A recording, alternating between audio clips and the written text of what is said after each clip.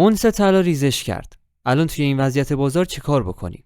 امروز قراره بریم بازار رو بررسی بکنیم، ببینیم که وضعیت بازار چطوره و باید چیکار بکنیم. قبل از اینکه بریم ویدیو رو شروع بکنیم حتما کانال رو سابسکرایب کن. اگه به اخبار طلا علاقه داری و میخوای بدونی که آینده طلا چطور جلو میره. امروز 17 مهر 1404 هستش. خب اونس طلا 3973 دلار هست که یه ریزش و اصلاح قیمتی شدیدی داشته. طلا 18 ایار 11 میلیون و 142 هزار تومان هست که البته توی این سایت با این قیمت زده، ولی خب تو سایت های دیگه مثل سایت رهاورد با قیمت کمتری داره نشون میده، یعنی با قیمت 10 میلیون و 750 هزار تومان هستش. دلار 113 هزار تومان و تتر هم توی همون حوالی 114 هزار تومان هست. اول از همه بریم توییت ترامپ رو نگاه بکنیم که در مورد صلح غزه هستش و در مورد اسرائیل و حماس یه پیامی رو گذاشته. حالا صلح حماس ممکنه تنش‌هایی رو روی ایران داشته باشه و همین تنش‌ها باعث افزایش قیمت طلا توی ایران بشه.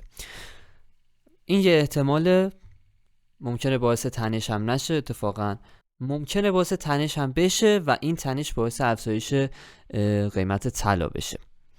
قضیه بعدی اینه که بانک‌های جهانی توی این ماه دارن دوباره شروع میکنن به خریدن طلا و وقتی که طلا رو بخرن باز هم یه مقدار ما اصلاح قیمتی توی طلا رو مشاهده میکنیم. توی این مدت اونس طلا در حال رشد بود و یه وضعیت صعودی داشت و الان وقتش بود که یک مقدار افت بکنه، ولی خب باز هم توی حالت صعودی خودش قرار داره با اینکه یه مقدار افت کرده و پیش بینی میشه که جلوتر هم قراره رشد بکنه، یعنی اونس طلا قراره بره بالا. ولی باز هم توی این وضعیت نباید سرمایه گذاری کوتاه مدت بکنید. اصلا پیشنهاد نمیشه که سرمایه گذاری کوتاه مدت بکنید. اگه قرار سرمایه گذاری انجام بشه، سرمایه گذاری بلند مدت بهتر هست انجام بشه و کل سرمایه‌تون هم رو طلا نباید باشه. این ریسک رو انجام ندید که کل سرمایه‌تون رو طلا بخرید. همچنین به گفته گلدمن ساکس طلا قراره توی یک سال آینده یه رشد خیلی سنگین و قابل توجهی رو داشته باشه. پس اگه قرار سرمایه گذاری رو طلا انجام بدید برای بلند مدت خیلی خوب هستش. همچنین با توجه به تورم طلا توی ایران هم بالا میره. پس اگه سرمایه گذاری بلند مدت روی طلا انجام میدید گزینه مناسبیه، ولی سرمایه گذاری کوتاه مدت فعلا پیشنهاد نمیشه. همچنین یه پیام از مشاور رهبر انقلاب اسلامی داشتیم که میگفت آغاز آتش‌بس در غزه ممکنه پشت صحنه پایان آتش‌بس در جای دیگری باشد. این یه پیام خیلی مهمیه که حالا نمیتونیم بازش بکنیم توی ویدیو به خاطر اینکه یوتیوب یه سری مشکلاتی رو برامون ایجاد میکنه، ولی خیلی پیام مهمی است اگه جدی بگیرینش و تأثیری که روی طلا داره رو باید بهش توجه بکنید. برای دلار ما باید تا شنبه صبر بکنیم ببینیم که آیا اصلاح قیمتی انجام میشه روی طلا یا نه. اگه اصلاح قیمتی انجام بشه خب به تبع اون سکه هم یه حبابی به خودش میگیره و اگه حباب زیر 6% باشه ارزش خرید سکه هم میره بالا و میتونید شما سکه هم خریداری بکنید. همچنین تا شنبه هم باید صبر بکنیم ببینیم که قیمت طلا به چه میزان میرسه.